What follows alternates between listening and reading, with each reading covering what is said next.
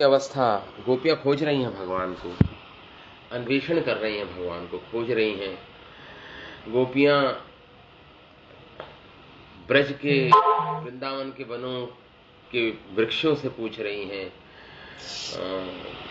वहां पे जीव जंतुओं से पूछ रही हैं, हिरणियों से पूछ रही हैं, तुलसी जी से पूछ रही हैं, पृथ्वी से पूछ रही हैं, कृष्ण किधर हैं, कृष्ण कहाँ हैं, प्रियतम कृष्ण किधर हैं। अभी तो कोई जवाब नहीं मिल रहा, उनको कोई उत्तर नहीं मिल रहा गोपियों को। तो ये अनुमान लगाए कि जरूर भगवान कृष्ण के प्रेम में प्रमत्त हैं, सब समाधि में है, इसलिए जवाब नहीं दे रहे हैं, कुछ उत्तर नहीं दे रहे हैं। सब भगवान कृष्ण के प्रेम में उन्मादित हैं, मतलब प्रमत्त हैं, मतलब तल्लीन हैं, प्रेम समाधि में है, इसलिए कुछ उत्तर नहीं दे रहे हैं हमें। यही अनुमान लगाया। अब आगे लताओं से पूछ रही हैं आप, वृंदावन की लताओं से। पृच्छते मां लता बाहुन नप्याश्लिष्ट वनस्पते नूनम तत्करहजा स्पृष्टा बिभर्ति उत्पुल्लकान्यः। पूछ रही हैं लताओं से। लताओं ने अपने पति वृक्षों को अपनी बाहों में समेट रखा है। लताएं जो वृक्ष हैं, जिनके ऊपर लताएं चढ़ती हैं, मानो वो वृक्ष उनके पति देव हो। उनका आलिंगन, आश्लिष्ट वनस्पते, आलिंगन कर रही हैं ये लताएं अपने पति वृक्ष की। नूनम तत्करजा स्पृष्टा बिभर्ति उत्पुल्लकान्यः। लेकिन ये देख रही हैं कि ये जो वृंदावन की लताएं हैं, ये पुलकित हो गई हैं, सब रोम रोम इनका पुलकित है। तो ये अनुमान लगा रहे हैं कि निश्चित रूप से कृष्ण ने इनको कृष्ण के कर कमल का स्पर्श प्राप्त हुआ है, कृष्ण के हस्त कमलों का इनको स्पर्श प्राप्त हुआ है, इसलिए ये सारी वृंदावन की जो वन की लताएं हैं इतनी पुलकित रोमांचित हो रही हैं। ये इस प्रकार बोल रही हैं। तत्करा स्पर्ष्टा, जरूर इनको स्पर्श मिला है भगवान का, कृष्ण का। विभर्ति उत्पुल्लका, पुलकित हो रही हैं ये वृंदावन की लताएं, ऐसा बोल रही हैं। देखिए भगवान की जो लीलाएं हैं, उसमें एक तो नर भाव होता है, एक भगवत भाव होता है। आप कृष्ण चैतन्य चरितमृता में महाप्रभु कह रहे हैं, कृष्णैक जतेक लीला, ये भगवान कृष्ण की ऐसी लीलाएं हैं, सर्वोत्तम नर लीला। इस नर लीलाओं में सर्वोत्तम नर लीला है भगवान की ये। कृष्णैर जतेक लीला, सर्वोत्तम नर लीला, नरवपु ताहार स्वरूप। और भगवान का क्या वो है, नरवपु है, भगवान ने नर लीला कर रहे हैं भगवान। ये स्वरूप है भगवान का, नर स्वरूप है भगवान का। नर लीला, नरवपु ताहार स्वरूप। गोप वेश वेणुकर, भगवान ने गोप वेश धारण कर रखा है, भगवान ने वेणु धारण कर रखी है इस वेश में। गोप वेश वेणुकर नव किशोर नटवर, भगवान नव किशोर हैं, नटवर हैं, नर लीलार है अनुरूप। और ये भगवान को जो वेश है, नटवर वेश और नवकिशोर रूप भगवान का, ये भगवान की नरलीला को दर्शा रहा है। भगवान जो नरलीला कर रहे हैं, वो लीला पुरुषोत्तम भगवान कृष्ण जो नरलीला कर रहे हैं, ये भगवान का ये नरलीला सर्वोत्तम नरलीला है सारी लीलाओं में। भगवान ने अनेक अवतार लिए, लेकिन नर अवतार, नर लीला का अवतार, जो सर्वोत्तम नर लीला का प्राकट्य तो इस कृष्ण अवतरण में ही है। भगवान कृष्ण, जब कृष्ण आए हैं, वही पूर्णतम प्राकट्य है नर लीला का, सर्वोत्तम प्राकट्य है। तो एक तो भगवत रूप है, भगवान की भगवत्ता है, और दूसरी तरफ साधारण नर वपु है भगवान का, साधारण मनुष्य की तरह। तो भगवान इन लीलाओं के द्वारा अगर केवल नर लीला देखेंगे भगवान की, तो आपको भगवान की लीलाओं में साधारण जनसाधारण मनुष्यों की लीलाएं आपको दिखेंगी। अगर भगवान को सामान्य पुरुष माना आपने, और अगर भगवान को भगवान मान के ये लीला देख रहे हो, भगवत लीला, भगवान भगवान है, षड ऐश्वर्य गुण पूर्ण पुरुषोत्तम अद्वय ज्ञान तत्व, वो भगवान है, तो वहां पे अगर केवल भगवान की भगवत्ता समझकर भगवान की लीलाओं को समझा सुना, तो वहां पे माधुर्य रस फूटेगा नहीं, माधुर्य रस का स्फुरण नहीं होगा हृदय में, स्फुटित नहीं होगा माधुर्य रस, फूटेगा नहीं माधुर्य रस, क्योंकि भगवान को भगवान के रूप में देख रहे हो। और तो अगर भगवान को भगवान के रूप में ना देखकर केवल नर लीला के रूप में देखोगे भगवान की लीलाओं को, जनसाधारण, तो आपको एक आम साधारण कामुक लीलाएं ये अनुभूत होंगी। लेकिन माधुर्य रस तो जब स्फुटित होगा, जब भगवान की जो ये लीला है, भगवत भाव की लीला और नर भाव की लीला, इनको साथ साथ रखकर इन दोनों लीलाओं में अपनी अपनी विशिष्टता देखकर, इन दोनों लीलाओं में भगवत लीला और नर लीला, इन दोनों में अपनी अपनी विशेषताएं हैं, इनको साथ रख के, हालांकि दोनों लीलाएं विरुद्ध धर्म वाली हैं, एक तो साधारण कामुक लीलाएं लगती हैं नर लीला, और भगवान की लीला अगर भगवत लीला देखी जाए कि भगवान लीला कर रहे हैं, तो उसमें माधुर्य रस स्फुटित नहीं होगा, उसमें तो भगवान की पूजा होगी, वंदना होगी, अर्चना होगी, भगवान की प्रार्थना होगी भगवान से, वहां पे माधुर्य रस नहीं स्फुटित होगा। तो दोनों को साथ साथ लेके चलेंगे जब हम नरलीला और भगवत लीला दोनों को साथ साथ लेके चलेंगे, तभी हम विचित्र रस की सृष्टि करने वाली लीलाओं को समझ पाएंगे, तब ये लीला हमें चमत्कारिक लगेंगी। और इसमें सर्वाधिक माधुर्य अनुभव होगा हमें। तो दोनों को साथ लेके चलना है, एक तरफ तो भगवान है, वो ये कंसेप्ट लेके साथ चलना है, ही इज गॉड,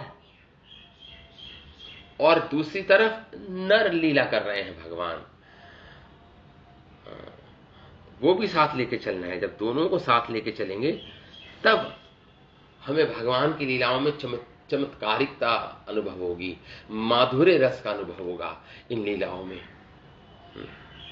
तो इस प्रकार यही भगवान जी के, भगवान श्री कृष्ण, उनका वो जो लीला करते हैं वो रसमय है, प्रेममय लीला है भगवान की, आनंदमय लीला है ये सारी भगवान की, जिनका हम पठन कर रहे हैं। वो भगवान वृंदावन बिहारी कृष्ण का स्वरूप तत्व है। भगवान रसमय है, भगवान प्रेममय है, भगवान आनंदमय है, ये भगवान का स्वरूप है, भगवान की पहचान है। ये कृष्ण लीला, कृष्ण भगवान की, ये उनका स्वरूप है, इसको भगवान से अलग नहीं कर सकते आप। प्रेम को, रस को, भगवान आनंद प्रदायिनी शक्ति जो भगवान में है, इसको अलग नहीं कर सकते भगवान के स्वरूप से। तो और भगवान की जो योग माया शक्ति है, जो संपादित कर रहे हैं लीलाओं को, माधुर्य रस की लीलाओं को, जो मैनेज कर रही हैं, जो डायरेक्ट कर रही हैं, जो डायरेक्टर भी है, प्रोड्यूसर भी हैं, वो जो योग माया है भगवान की शक्ति, जो घटन पटियसी है, पटियसी मतलब परफेक्ट है, जो असंभव को संभव बनाना, संभव को असंभव बनाना, ये भगवान की योग माया शक्ति का कार्य है।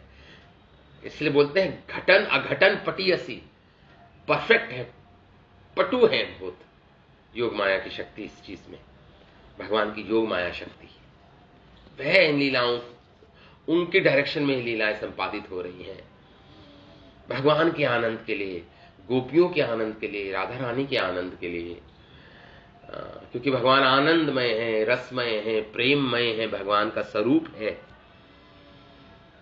बाकी भगवान को कोई ब्रह्म के रूप में जाने, कोई परमात्मा के रूप में जाने, ठीक है, ये भगवान की ये भी भगवान ही है, लेकिन पूर्णता प्रकट नहीं है ब्रह्म रूप में भगवान के ये गुण, आनंद में, प्रेम में, रस में गुण पूर्ण रूप से प्रकट नहीं है। निराकार, निर्विशेष ब्रह्म ज्योति के रूप में भगवान पूर्ण रूप से प्रकट नहीं है, न परमात्मा रूप में भगवान पूर्ण रूप से प्रकट है। भगवान तो पूर्ण रूप से कृष्ण जो ये नरलीला और भगवत लीला कर रहे हैं, इसमें ही भगवान का पूर्ण प्राकट्य है, पूर्ण प्राकट्य है। यहाँ पे भगवान 100% भगवान की लीलाएं जो ये संपादित हो रही हैं, इसमें शुद्ध भगवान ही हैं। ब्रह्म और परमात्मा से परे की अवस्था है ये। इसलिए भगवान की ये लीलाएं गोप ब्रजांगनाओं के साथ, ये लीलाएं भगवान की अपनी ही आह्लादनी, जो भगवान को आह्लादनी शक्ति भगवान की, जिसको भगवान की अंतरंग शक्ति भी बोलते हैं, जिसको भगवान की स्वरूप शक्ति भी बोलते हैं, वो ये आह्लादनी शक्ति है जो ब्रज बालाओं के रूप में प्रकट हुई है, श्रीमती राधा रानी के रूप में प्रकट हुई है। इस प्रथम तो श्रीमती राधा रानी के रूप में यह आह्लादनी शक्ति प्रकट हुई है, मूर्तिमान स्वरूप बनी है, और फिर राधा रानी के स्वरूप काय भी रूपा और निकली, विस्तार हुआ राधा रानी का, ये ब्रज बालाएं बनी है। तो सब भगवान की अंतरंग शक्ति है, स्वरूप शक्ति है, आह्लादनी शक्ति है। इस संसार से परे इनका शरीर भी चिन्मय है जैसे भगवान का है। इसमें शुद्ध प्रेम का जो प्राकट्य किया भगवान ने इनके साथ महारास के रूप में, महारास के रूप में, इसको समझना अत्यंत कठिन है। इसलिए बताया अचिंत्य है ये लीलाएं भगवान की, माधुर्यमयी लीला अचिंत्य लीलाएं हैं। भगवान अपनी ही शक्तियों के साथ खेल रहे हैं, बस इतना समझ सकते हैं हम अभी, इसको इतना ही समझ सकते हैं। भगवान अभी श्रृंगार रस मूर्ति बने बैठे हैं, और किसके साथ खेल रहे हैं? महाभावमयी आनंद स्वरूपणी श्रीमती राधा रानी, और उनकी काय भी स्वरूपाएं, उनकी शरीर की विस्तार गोपिकाएं, ब्रजबालाएं, गोपांगनाएं, उनके साथ ये लीला चल रही है, शुद्ध प्रेम की लीला चल रही है यहाँ पर। इसलिए महाप्रभु ने बोला कृष्णेरा जतेक लीला, जो कृष्ण की लीलाएं हैं सर्वोत्तम नर लीला, नरवपु तहार स्वरूप, गोप वेश वेणु कर नव किशोर नटवर, नर लीलार है अनुरूप। ये भगवान का जो नटवर स्वरूप है और जो गोप वेश है, ये अनुरूप है भगवान के नर लीला के लिए। तो यहाँ पे गोपिकाएं कृष्ण प्रेम में विभल हैं, कृष्ण भावना भावित है इनकी चेतना पूर्ण रूप से। इसलिए स्थावर जंगम सभी प्राणियों से कृष्ण के विषय में पूछ रहे, कृष्ण इधर से गए क्या, कृष्ण इधर से गए क्या, कृष्ण की खोज कर रही हैं, अन्वेषण कर रही हैं कृष्ण का।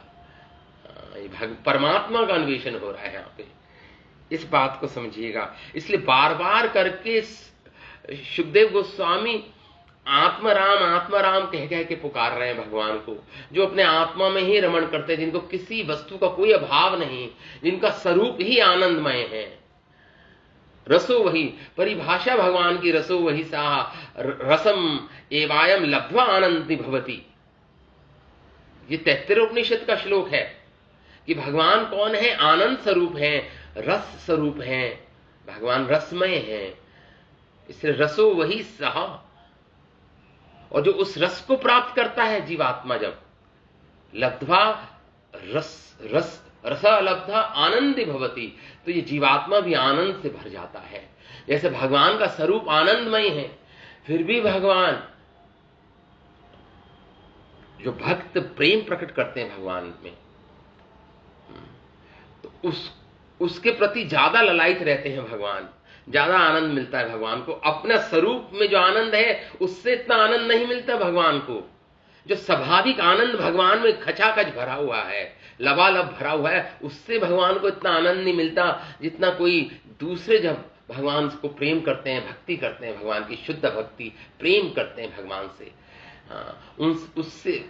उससे ज्यादा, उससे अधिक आनंद मिलता है भगवान को।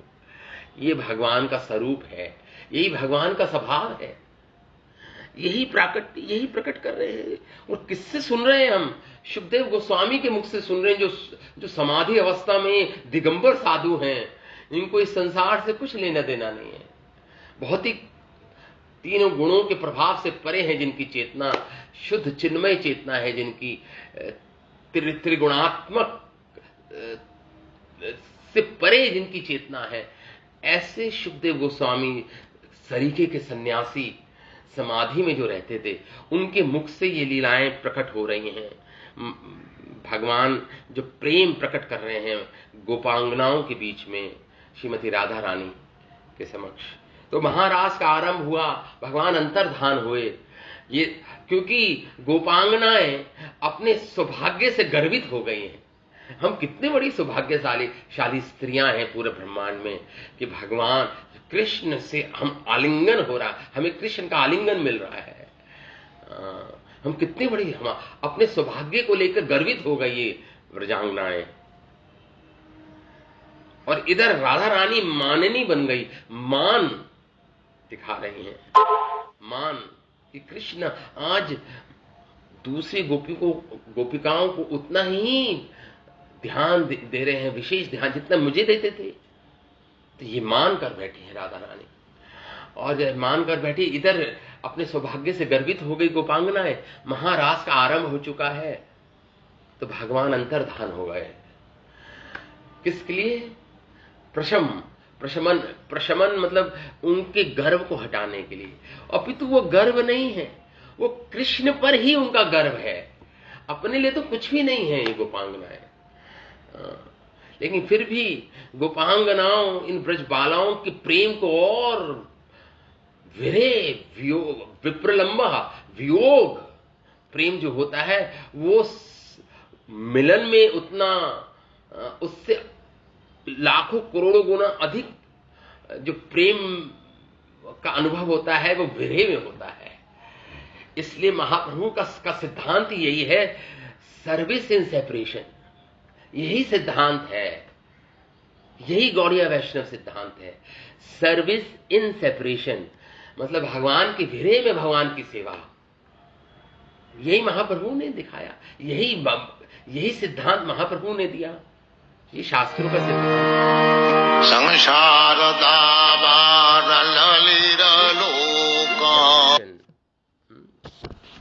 तो यहां पर यही यहां पे बात हो रही है। तो थोड़ा मैंने आपको सिद्धांत बताया है यहाँ पे। ये लीलाएं जो चल रही हैं, ये नित्य सिद्ध हैं सारी गोपिकाएं, और कुछ गोपिकाएं साधना सिद्ध भी हैं, कुछ ऋषिचारी गोपी हैं, कुछ ऋचाएं, कुछ श्रुतिचारी गोपियां हैं। तो ये गोपियों की अवस्था है। लताओं से पूछ रही हैं कृष्ण की वेयर अबाउट्स, किधर है कृष्ण, हमें बताइए। और ऐसा कहकर कस्या इति उन्मत्वचो गोप्या, उन्मत्त हो गई हैं, पागल हो गई हैं गोपियां। देखिए, प्रेम और पागलपन में बहुत फाइन लाइन है। ये शुद्ध जो प्रेम होता है ना, ये साधारण लोगों को तो पागलपन के रूप में अनुभव होगा। ये ऐसा लगेगा, उनको प्रतीत होगा कि पागलपन है। ये प्रेम की पराकाष्ठा है, इसको समझना इतना अधिक कठिन है। इति उन्मत्त बचो गोप्या, उन्मत्त की भांति पूछ रही हैं लताओं से, वृक्षों से, हिरणियों से, तुलसी के पौधे से। कृष्णान्वेषण कातराः, कातर है ये, क्या उद्विग्न है, दुखी हैं, खिन्न हैं ये गोपियां, कातर हैं। कातर का अर्थ है, कातर का अर्थ है किम कर्तव्य विमूढ़ है। ये अर्थ बता रहे हैं। किम कर्तव्य विमूढ़, विमूढ़ मतलब पता नहीं क्या करना है क्या नहीं करना, क्या कर्तव्य है क्या कर्तव्य नहीं है, कुछ नहीं पता। किम कर्तव्य मूढ़ है ये इस समय, इसे कातर शब्द से आया है ये। किम कर्तव्य विमूढ़, गोपियों को कुछ नहीं पता क्या हो रहा है। किम कर्तव्य विमूढ़ है इस समय गोपियां इस अवस्था में, और कृष्ण का अन्वेषण कर रही हैं, कृष्ण की खोज कर रही हैं। कृष्ण अन्वेषण कातरः लीला भगवतः तातः ही अनुचक्रु तदात्मिकः। और भगवान की खोज रही हैं, और अचानक ही इतना प्रगाढ़ स्मरण हुआ भगवान की लीलाओं का। इन गोपियों को उनके हृदय में स्फुरित हुई भगवान की अनेक लीलाएं जो अभी तक भगवान ने संपादित की थी ब्रज में। लीला भगवता तातः, उनमें प्रत्येक लीलाओं का स्मरण कर रहे हैं, गाढ़ चिंतन हो रहा है भगवान की जो लीलाएं हुई हैं। और अनुचक्रु तदात्मिकः, तो इतने लीन हो गई इन लीलाओं में ये गोपिकाएं, ये ब्रजबालाएं, कि उनकी लीलाओं का अनुकरण करने लगे। उनका अनुकरण मतलब उनकी नकल करने लगे, भगवान की लीलाओं की नकल करने, अनुकरण करने लगी भगवान की लीलाओं का। इतनी लीन हो गई उनकी लीलाओं में ये गोपिकाएं हैं। कस्याचित् पूतन्यां त्याह कृष्णायन्ति अपिबतं स्तनं लोकयित्वा रुदन्तया पताहन् शकटायतिम्। तो एक गोपी पूतना बन गई, दूसरी गोपी कृष्ण बन गई। शिशु भगवान 6 दिन के हैं जब पूतना का वध हुआ, 6 दिन के भगवान छोटे से गोदी में। तो एक गोपी तो कृष्ण बन गई, छोटे से शिशु बन गई, और एक गोपी पूतना बन गई। कृष्णम यंती अपिबतम, और स्तन पान कर रही है। भगवान कृष्ण ने पूतना का पान किया, स्तन का पान करके उसके प्राणों को भी हर लिया, भगवान ने पान किया था। और लीला तोकयित्वा रुदंत्या पदाहन शक्ता, शकट सुर के ये अनुकरण कर रही हैं भगवान कृष्ण की लीलाओं का ये गोपियां।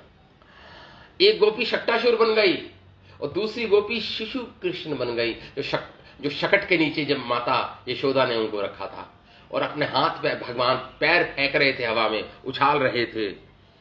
लीला तोक मतलब भगवान, तोक अवस्था के छोटे से बालक भगवान, शिशु रूप में भगवान। रुदंत्या रो रहे हैं, हाथ पैर पटक रहे हैं, हवा में उछाल रहे हैं। पदाहन, पदाहन अपने पांव से अहन मारा शकट को। एक गोपी शकट बन गई थी। इस प्रकार ये गोपिकाएं भगवान की लीलाओं का अनुकरण कर रही हैं। दैत्वा जहार अन्याम एका कृष्ण अर्भक भावनाम रिंगयामास ताकामी अपि अंगीकर्षन्ति घोषनिस्वने। एक दैत्य बन गई गोपी, तृणाव्रत बन गई और जहार उठाकर ले गई कृष्ण। दूसरी गोपी को उठाकर ले जा रही है, वो दूसरी गोपी कृष्ण बनी हुई है, शिशु दूसरी गोपी, और ऐसे करके भावना को धारण करके। और फिर एक गोपी क्या बन गई, कृष्ण बन गई। और जैसे भगवान रेंगते थे पृथ्वी ये नंद भवन में, आंगन में रेंगते थे भगवान मिट्टी में, उसी तरह एक गोपी रेंग रही है। दूसरी गोपी भगवान बछड़ों की पूंछ को पकड़ते थे और बछड़े भागते थे, गौएं भागती थी, भगवान घसीटे जाते थे। उसी प्रकार उन लीलाओं का सबका अनुकरण कर रही हैं गोपियां। एक कृष्ण बन रही हैं, दूसरी कभी शक्तासुर बन रही हैं, कभी तृणाव्रत बन रही हैं, कभी इस प्रकार अनेक लीलाएं कर रही हैं। घसीटते समय घोषाणी स्वने, इनके चरणों में जो पाजेब पहन रखी है इन्होंने, वो उससे ध्वनि निकल रही है, बजने लगी। कृष्णा रमाये ते द्वैतु गोपयन्तः काश्चनः वत्सायतम हन्ति च अन्य तत्र एका तु बकायितम। अब ये दो गोपियां एक कृष्ण बन गई, एक बलराम बन गई। कृष्ण बलराम कृष्ण रमायिते द्वे, एक बलराम बन गई, एक कृष्ण बन गई, दो गोपियां। गोपयंतश्च काशन, और कुछ गोपियां ग्वाल बालों की तरह बन गई, ग्वाल बाल की तरह बन गई। और ग्वाल बालों के बीच में कौन? वत्सासुर आ गया था। ग्वाल बाल के बीच में वत्सासुर, एक वत्सासुर बन गई, भगवान ने वध किया वत्सासुर का। और दूसरी गोपी बकासुर बन गई, भगवान के द्वारा उसका अभिनय किया, बकासुर के वध का अभिनय किया दूसरी गोपी ने। इस प्रकार ये अभिनय कर रही हैं सारी गोपियां, तल्लीन है, कृष्ण भावना भावित है, कृष्ण प्रेम में, कृष्ण में ही इनके पूर्ण रूप से 100% इनका मन अभिनिवेश है, मन अभिनिवेश है इनका। जैसे हमारा इस संसार में अभिनिवेश है, हमारे मन का अभिनिवेश इस संसार में है। एक मिनट जरा, मैं जरा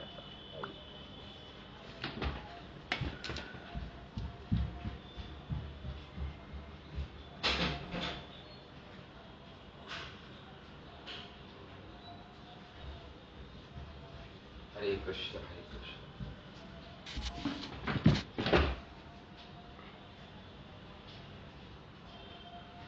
हरे कृष्ण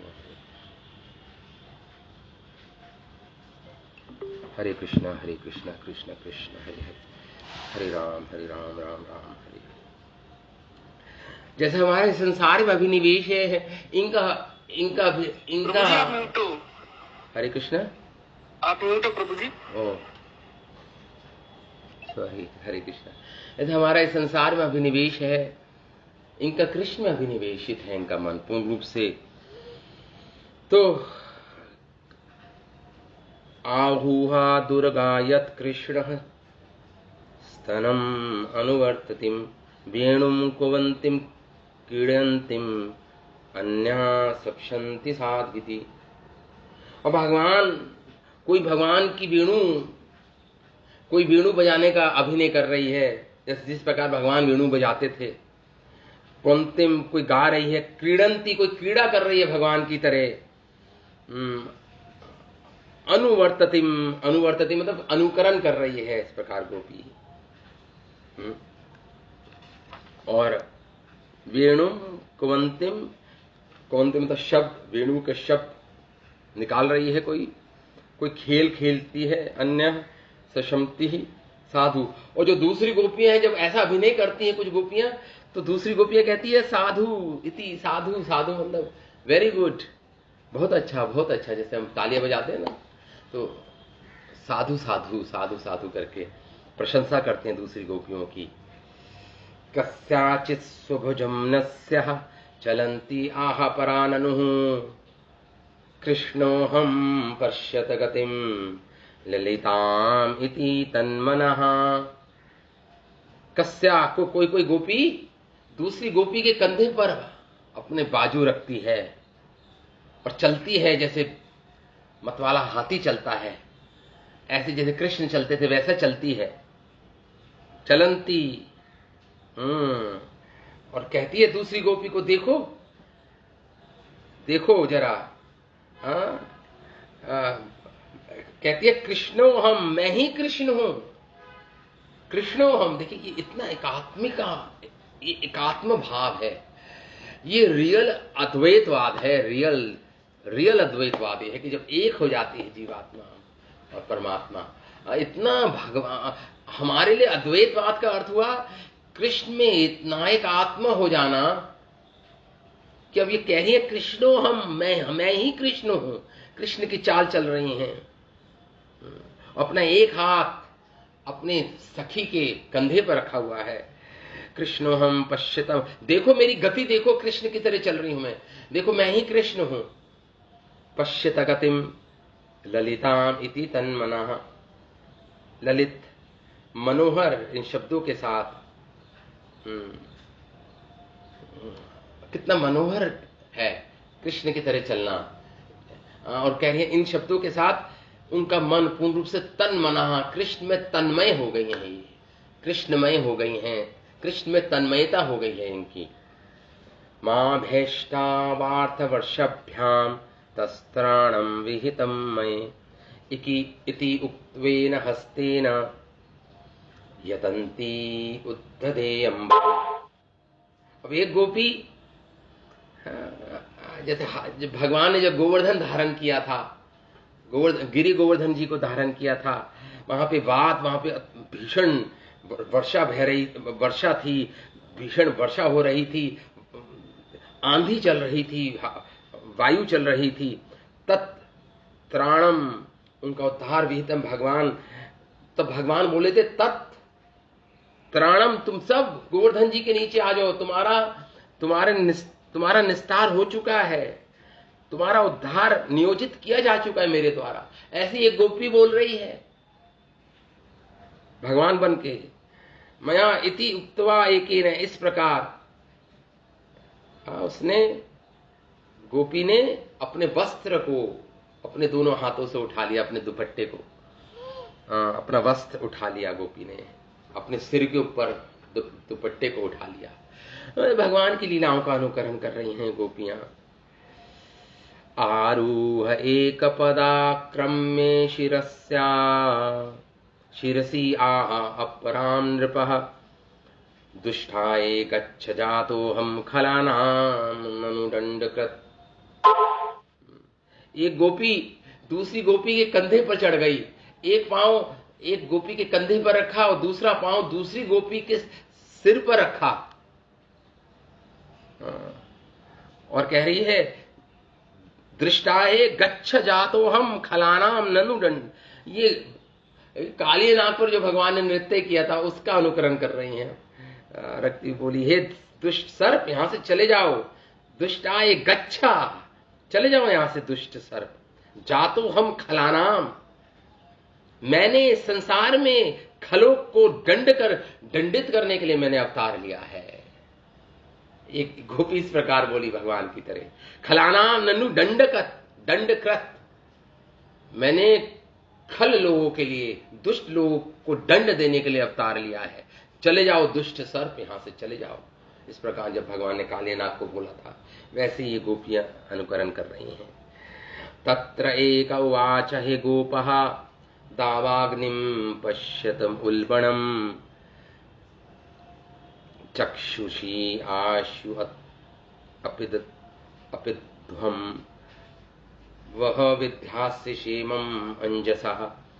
अब भगवान ने जो दावाग्नि का पान किया था, जंगल में जो आग लग गई थी, जिस रात को सोए थे सारे ब्रजवासी, जब कालिया नाग का दमन किया था उसी रात को वहीं पे सो गए थे, उसी के समीप। तो वहां पे रात को दावाग्नि लग गई थी, जंगल में आग लग गई थी। तो भगवान ने सबको कहा था अपनी आंखें मूंद लो, और भगवान ने सारा अग्नि का पान कर लिया था उस समय। तो उसी को कह रही हैं ये गोपियां, उसी का अनुकरण कर रही हैं। अपनी आंखें मूंद लो, पश्यत उल्बणम चक्षुश्याम, मैं आसानी से तुम्हारी रक्षा करूंगी। इस प्रकार क्षेम अंजसा, क्षेम रक्षा करूंगी, अंजसा सरलता से, आसानी से तुम्हारी रक्षा करूंगी। इस प्रकार वो गोपी बोली। इस प्रकार बद्धान्यस्त्रजा काचित तन्वी तत् उलूखले बध्नामी भाण्ड भेतारम हयंगवम उषम तुति भीता सद्रक विधायस्यम भेजे भीति विडंबनम। तो एक गोपी दूसरी गोपी को फूलों की माला से बांध रही हैं, उलूखल से, फूलों की माला से, स्त्रजा मतलब फूलों की माला से, उलूखल से बांध रही है। भगवान की दाम बंधन लीला का अनुकरण कर रही हैं गोपियां। बधनामी भांड भेतारम, और भगवान ने जब भांड का भेद के भांड तोड़ा था यशोदा मैया का, और भगवान भागे थे और उलूखल को उल्टा रखकर भगवान ने पिछले दिन का जो निकला हुआ माखन खाया था, हयंगवम, हयंगवम मतलब पिछले दिन का माखन, भीता, और भगवान खा भी रहे हैं और भीत डरे हुए हैं भगवान। सूत्रक पिधायस्यम भेजे भीज विडंबनम। और भगवान दूसरी गोपी अपना मुंह तथा सुंदर आंखें अपने हाथ में ढककर भयभीत होने का अभिनय कर रही है, जैसे भगवान भयभीत होने का कर रहे थे इस प्रकार। एवं कृष्णं पृच्छमाना वृंदावन लता तरुण चक्षा वन उद्देश्य पदानी परमात्मनः। इस तरह गोपियां अनुकरण कर रही हैं भगवान की विविध लीलाओं का और अभिनय कर रही हैं, और साथ ही साथ वृंदावन तरुलताम, वृंदावन के तरुओं से, उनकी लताओं से पूछ रही हैं कृष्ण किधर हैं, कृष्ण क्या इधर से जाते देखा। व्यचक्षः वन्योद्देश्य, भगवान कृष्ण कहाँ हो सकते हैं, इस प्रकार सोचकर ये एकदम क्या हुआ, खोज ही रही हैं कि पदानी परमात्मनः, इनको भगवान के चरण चिन्ह दिखाई दिए। देखिए आप सुखदेव गोस्वामी का शब्द यूज किया परमात्मनः, उनको परमात्मा के चरण चिन्ह दिखाई दिए, भगवान कृष्ण के चरण चिन्ह दिखाई दिए इनको। अचानक एक कोने में वृंदावन में, वन में इनको जंगल में कोने में भगवान के चरण चिन्ह दिखाई दिए। पदानी परमात्मनः, पदानी व्यक्तमेतानि नंद सुनो महात्मनः, लक्ष्मणते ही ध्वजा ध्वज अम्बु वज्रा अंकुश अवयादि भी। और भगवान के चरणों में जो चिन्ह होते हैं वो स्पष्ट रूप से देख पा रही थी। श्रील विश्वनाथ चक्रवर्ती ठाकुर स्कंद पुराण से बताते हैं कौन कौन से चिन्ह होते हैं भगवान के चरणों में। स्कंद पुराण में श्रील विश्वनाथ चक्रवर्ती ठाकुर अपने टीका में लिखते हैं कि भगवान कृष्ण के चरणों में किन किन स्थान पर कौन सा चिन्ह होता है और क्यों होता है वो चिन्ह, इसके बारे में बता रहे हैं, स्कंद पुराण से कोट कर रहे हैं। अजन्मा भगवान के दाएं पांव के अंगूठे के नीचे चक्र का चिन्ह है, जो उनके भक्तों के मानसिक शत्रुओं का छेदन करने वाला है। हमारे शत्रु बाहर नहीं, हमारे मन ही हमारा शत्रु है। जो मानसिक शत्रु हमारे मेन शत्रु तो हमारे मानसिक शत्रु है, हमारा मन ही हमारा शत्रु है। मन से बड़ा कोई शत्रु नहीं है। जो कृष्ण की भक्ति, कृष्ण के नाम में नहीं लग पा रहा है, कृष्ण के नाम में रुचि नहीं है जिस मन को, तो वो ये भगवान का जो चक्र है, जो चिन्ह है भगवान का जो चिन्ह है अंगूठे के नीचे, ये मानो कह रहा है मैं अपने भक्तों के मानसिक शत्रुओं का छेदन कर दूंगा। अच्युत भगवान के उसी पांव के बीच की उंगली के नीचे कमल फूल है, जो उनके चरण कमलों का ध्यान करने वाले ब्रह्म रूपी भक्तों के मन में उनके प्रति लालसा को बढ़ाने वाला है। कमल का फूल का चिन्ह उनके पांव की छिंगूरी के नीचे वज्र है, वज्र का चिन्ह है भगवान की, जो उनके भक्तों के विगत पापों के पर्वतों को ध्वस्त कर देता है ये वज्र। और उनकी एड़ी के बीचों बीच अंकुश का चिन्ह है, जो उनके भक्तों के मन रूपी हाथियों को वश में करता है। ये मन तो हाथी तुल्य है, अत्यधिक कठिन है मन को वश में करना, लेकिन ये अंकुश है भगवान का चिन्ह कि मेरे भक्त अपने मन को विजय प्राप्त कर लेते हैं मेरी कृपा से। मानो ये सिंबोलाइज कर रहा हो ये अंकुश का चिन्ह। भगवान के दाहिने अंगूठे की पोर में जो ज्यों की बाली का चिन्ह है, ज्यों की बाली का चिन्ह है, बारले से ज्यों की बाली का जो चिन्ह है वह समस्त प्रकार के भोग्य ऐश्वर्य का सूचक है। भगवान भक्तों को भोग ऐश्वर्य देते हैं, ये सूचक है। स्कंद पुराण में वज्र उनके दाएं पांव की दाईं ओर और अंकुश उनके नीचे पाया जाता है। तो इस प्रकार बता रहे हैं श्रील विश्वनाथ चक्रवर्ती ठाकुर भगवान के चरणों के चिन्ह। अब भगवान के ये तो बायां होगा, भगवान के दाएं पांव में 6 चिन्ह बतलाए हैं, चक्र, ध्वजा, कमल, वज्र, अंकुश तथा ज्यों। ये तो हमने पढ़ा इसके बारे में। 6 चिन्ह दाएं पांव में है भगवान की। अब भगवान के पांव और अधिक उनके पांव के बीचों बीच निकलने वाली रेखा है, जो उनके पांव के अंगूठे तथा दूसरी अंगुली के बीचों बीच तक जाती है। चक्र के नीचे छत्र है, उनके पांव के मध्य भाग में नीचे 4 दिशाओं में 4 स्वास्तिक चिन्ह है भगवान के चरणों में, और उन 4 बिंदुओं पर जहां प्रत्येक स्वस्तिक अगले स्वस्तिक से मिलता है, 4 जंबू फल हैं, स्वस्तिकों के बीचों बीच अष्टभुज है। इस प्रकार भगवान कृष्ण के दाएं पांव में 11 चिन्ह हैं। बाएं में दाहिने में 6 चिन्ह थे, बाएं में 11 चिन्ह हैं भगवान के। तो इस प्रकार ये बता रहे हैं हमारे आचार्य जन। आगे बढ़ते हैं। तो तेहे तेहे पदे तत्पद्विम अर्मिंचिन्त्याग्रता बलाः भद्वा पदे सुप्रकतानि विलोक्या संभुवम भुवन। गोपिकाएं ने जब भगवान के चरण चिन्हों के दर्शन किए वहां पे, अब भगवान के चरण चिन्हों को फॉलो कर रही हैं, पद्विम उसी मार्ग पर चल रही हैं, ढूंढती हुई भगवान को। अबलाएं ये अबलाएं, बालाएं ये ब्रज बालाएं, भद्वा पदे पूरी तरह से। तो इन्होंने क्या देखा कि भगवान के चरण चिन्हों के साथ राधा रानी के चरण चिन्ह भी हैं वहां पर। भद्वा विशेष भगवान की जो प्रिया थी, उनके चरण चिन्ह भी साथ साथ देखे। पदे सुप्रकतानि, और दोनों मिल गए हैं, मानो दो कुछ जगह दोनों चरण चिन्ह मिल गए हैं। देखकर इस प्रकार बोली ये गोपिकाएं। अब जहां जहां दोनों चिन्ह मिल गए हैं वहां पे गोपियां बोल रही हैं, कस्यापदानि चेतानि याताय नंद सुनुना।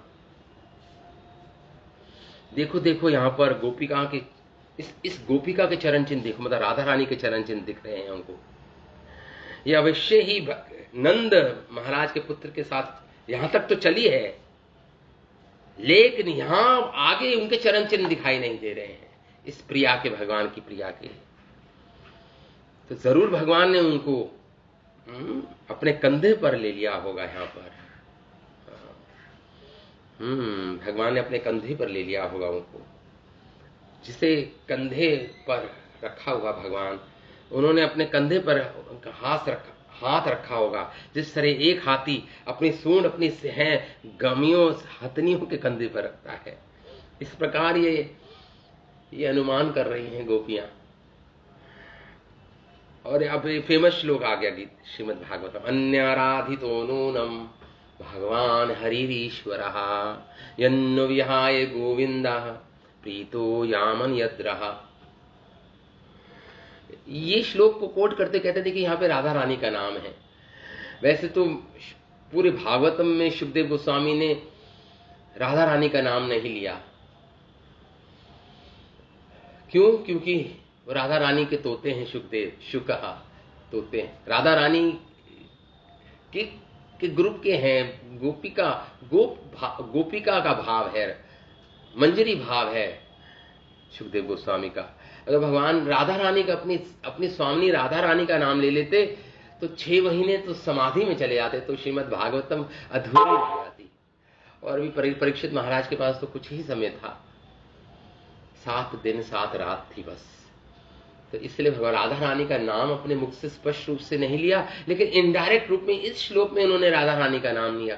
अन्याराधितो नूनम, आराधितो नूनम, वो प्रिया जिसने कृष्ण की सबसे ज्यादा आराधना की होगी। गोपियां कह रही है देखो ये प्रिया के राधा रानी के साथ गई हैं। अब ये गोपिकाएं भी 2 प्रकार की, एक तो राधा रानी की ग्रुप की है, एक चंद्रावली की ग्रुप की है। और जो चंद्रावली के ग्रुप की जो गोपिकाएं हैं, ब्रजबालाएं हैं, वो तो द्वेष है, उनको तो ईर्ष्या कर रही है राधा रानी से कि हमारे लिए इस राधा रानी को लेकर भगवान अंतर्हित हो गए अकेले। और जो राधा रानी के ग्रुप की हैं, ललिता सखी, विशाखा सखी, तुंग विद्या, अनेक जो सखियां हैं, वो तो प्रमोदित हैं, आनंदित हैं अपनी स्वामिनी की का विशिष्ट जो पदवी है उनकी, उनको समझ करके भगवान के लिए कितनी विशेष है हमारी स्वामिनी राधिका, श्री राधिका। तो इस प्रकार अन्य आराधित तो गोपियां कह रही है देखो इस प्रेयसी ने सबसे ज्यादा आराधना की है, जिसके साथ भगवान गए हैं यहाँ पर। नूनम नूनम निश्चय ही भगवान हरि ईश्वरा, वो ईश्वर जो हरि हैं उनकी सबसे ज्यादा आराधना इस प्रेयसी ने की है। इसलिए भगवान ने हम जन्नो विहाय, जिसके कारण हमारे को भगवान ने विहाय मतलब हमें छोड़ दिया। गोविंद, वो भगवान गोविंद ने प्रीतो यावन यद्रहा, और उसको एकांत स्थान पे ले गए, इस प्रेयसी को अपनी मतलब राधा रानी को एकांत स्थान पे ले गए, हमें सबको छोड़ दिया। इस प्रकार ये गोपिका बोल रही है। आगे हम पढ़ते हैं। यहाँ पे श्रील विश्वनाथ चक्रवर्ती ठाकुर श्री राधा रानी के चरण चिन्हों के बारे में बता रहे हैं। जो चिन्ह होते हैं राधा रानी के, उनके पांव के अंगूठे के नीचे ज्यों का चिन्ह है, उसके नीचे चक्र है, चक्र के नीचे छत्र है, और छत्र के नीचे कंगन बना हुआ है राधा रानी के चरणों में। उनके पांव के बीच में एक रेखा अंगूठे तथा दूसरी अंगुली के बीच तक जाती है। बीच की अंगुली के नीचे कमल है, और उसके नीचे ध्वजा है, और ध्वजा के नीचे लता है जिसमें एक फूल लगा है। उनकी पांव की छिगुनी के नीचे अंकुश है, और उनकी एड़ी में अर्ध चंद्र बना हुआ है। राधा रानी की एड़ी में आधा चंद्रमा बना हुआ है, अर्ध चंद्र बना हुआ है। ये एक्सप्लेन कर रहे हैं यहाँ पे। इनके नीचे रथ है और एड़ी में मछली का चिन्ह है राधा रानी के। इस प्रकार राधा रानी के तलवों में, चरण चिन्हों में 19 प्रकार के चिन्ह हैं। आगे गोपियां कह रही हैं,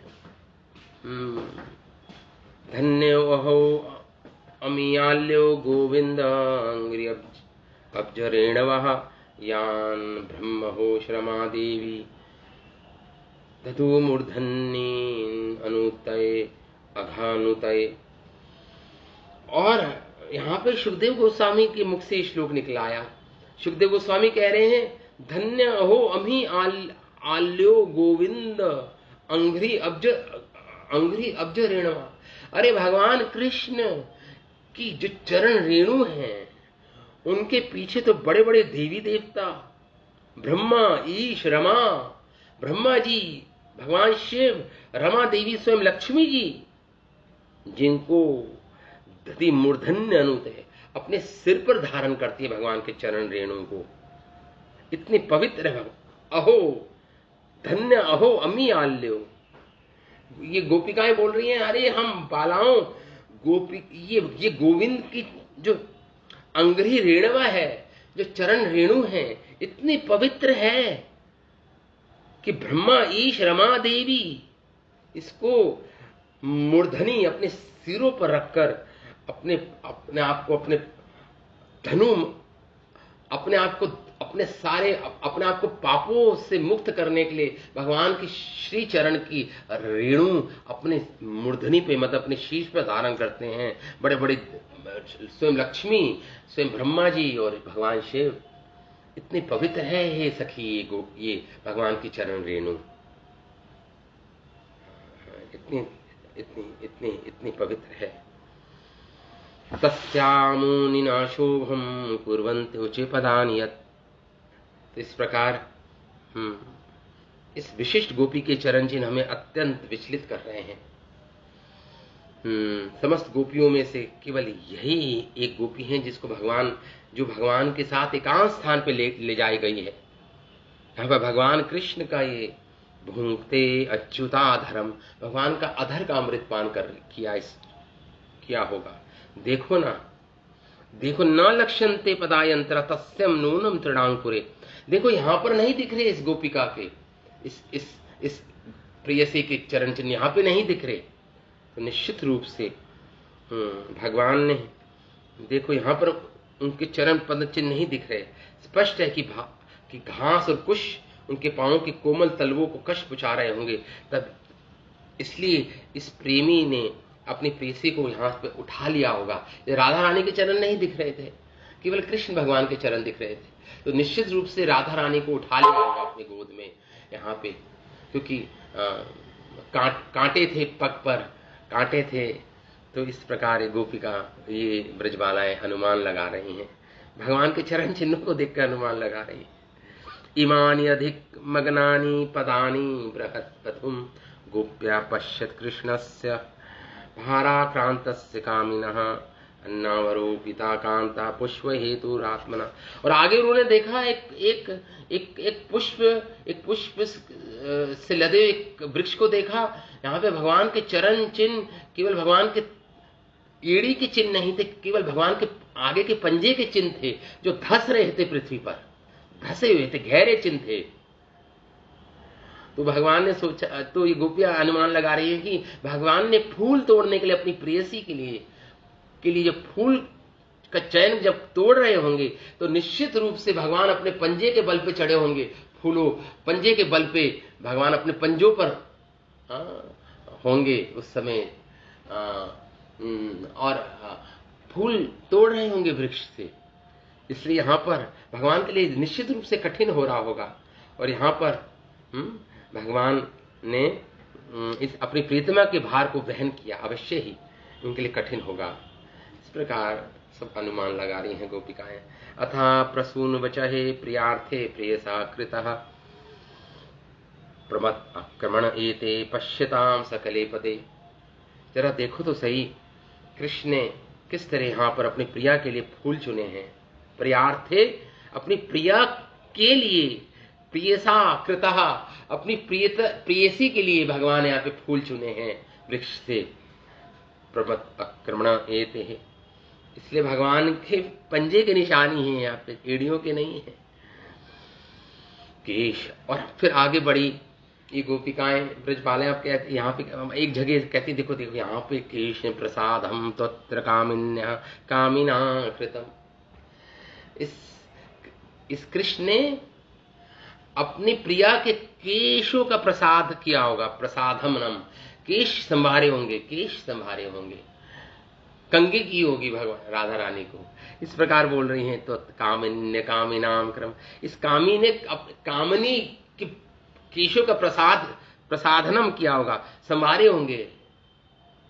तानी चूड़ता, और उनका जूड़ा बनाया होगा, जूड़ा बनाने वालों के कांताम उपविष्टम हे ध्रुवम, निश्चित रूप से इस जगह अपनी प्रेयसी को बिठाया होगा, राधा रानी को बिठाया होगा, उनके केस के प्रसाद अपनी दोनों जंघाओं के बीच में बिठाया होगा नीचे पृथ्वी पर, और उनके केस का प्रसाधनम किया होगा भगवान ने, केस संभाले होंगे राधा रानी की। रे में त्वया चात्मरत आत्मारामो विखंडिता कामिनाम दर्शन दिन्याम स्त्रीणाम चैव दुरात्मनाम। यहाँ पे सुखदेव गोस्वामी फिर से आत्माराम शब्द का प्रयोग कर रहे हैं कि बार बार रिमाइंड करा रहे हैं, स्मरण करा रहे हैं कि वो भगवान आत्माराम है। ये जो लीला है, प्रेम लीला, ये तो चिन्मय लीला है, ये भगवान की अपराकृत लीलाएं हैं, संसार की नहीं। भगवान ने उस गोपिका के साथ यहाँ पर तुष्ट करने के लिए भगवान आनंद मग्न हुए। इस तरह विरोधाभास के द्वारा उन्होंने सामान्य कामी पुरुष एवं निष्ठुर स्त्रियों का प्रदर्शन किया, मानो भगवान सामान्य कामी पुरुष हो। इस प्रकार ये सारे श्लोक चल रहे हैं। इसके पीछे जो सिद्धांत है, सिद्धांत हमारे आचार्य के द्वारा मैं पढ़ देता हूं थोड़ा सा, उसके बाद हम खत्म करेंगे इस क्लास को। ये श्लोक भगवान कृष्ण की लीलाओं के प्रति कभी कभी भौतिकवादी जो लोग होते हैं वो उसकी आलोचना करते हैं, ऐसे लीलाओं की, भगवान की खंडन करते हैं, लेकिन और कहते हैं कि ये ईश्वर को ये शोभा नहीं देता ऐसी लीलाएं करने का, ईश्वर इस प्रकार वो घोषित करते हैं। सुखदेव गोस्वामी प्रभावी ढंग से संकेत करते हैं कि भगवान आत्मा राम है। इस श्लोक में भगवान को बोल रहे हैं आत्मा राम है, अर्थात भगवान स्वयं संतुष्टि के मुक्ति पथ पर स्थित होकर कर्म करते हैं।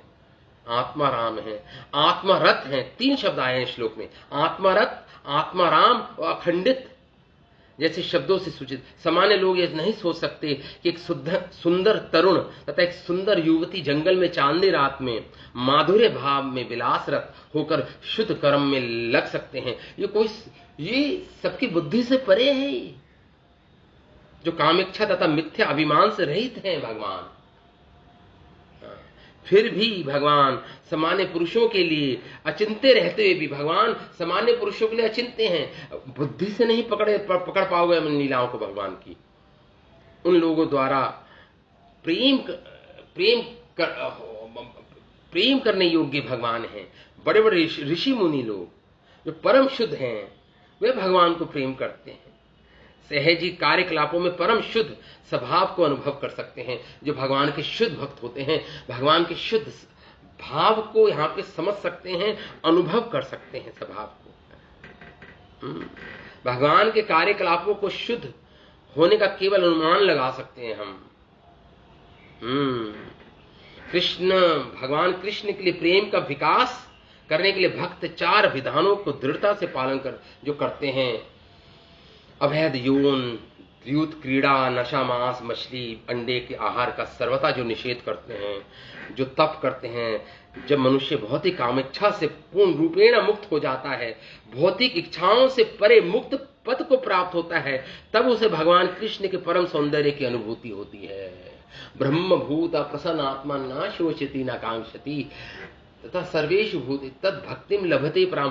ब्रह्मभूत अवस्था जब पहुंच जाती है, सारी भौतिक इच्छाएं खत्म हो जाती है, बहुत काम इच्छा खत्म हो जाए, शून्य हो जाता है, तब हम भगवान की लीलाओं को समझ पाएंगे। आप समझ सकते हैं इस बात को, नहीं तो नहीं समझ पाएंगे हम।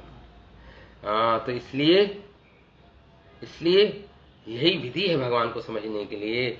अगर भगवान का सौंदर्य समझना चाहते हो, भगवान का ऐश्वर्य समझना चाहते हो, तो आपको परम शुद्ध होना होगा, मुक्ति पद को प्राप्त करना होगा। जब आप भगवान के परम सौंदर्य की अनुभूति कर पाओगे। निश्चित रूप से निश्चय ही सौंदर्य देखने वाली आंखों में होता है। फिर भी कहते हैं ना, ब्यूटी देखने वालों की आंखों में होती है। ठीक है, फिर भी वास्तविक सौंदर्य आत्मा की आंखों से देखा जा सकता है। इसको आप इस चमड़े से बनी आईज से नहीं दे सकते। एक ऑप्थेल्मिक सर्जन हमारे साथ सुन रहे हैं, उनको मैं कह रहा हूं कि अपनी चमड़े की बनी आंखों से भगवान को के दर्शन नहीं कर सकती। भगवान को दर्शन करना है तो आत्मा की आंखों से करना होगा। श्रुति भक्ति विलोचनेना, भगवान को समझने के लिए हृदय के चक्षु खोलने होंगे, प्रेम के चक्षु, प्रेम चक्षु खोलने होंगे, उससे भगवान दिखेंगे। भौतिक शरीर की कामुक आंखों से नहीं। इसलिए वैदिक शास्त्र बारंबार बल देता है कि केवल भौतिक इच्छा से मुक्त लोगों द्वारा भगवत प्रेम आत्मा की आंखों से ही भगवान का दर्शन किया जा सकता है। और अंतिम बात ये देने की ध्यान कि भगवान की लीलाओं की अनुभूति होने पर मनुष्य समस्त काम इच्छाओं से मुक्त हो जाता है। तो मानसिक स्थिति भौतिक काम व्यापार के चिंतन से प्राप्त नहीं की जा सकती।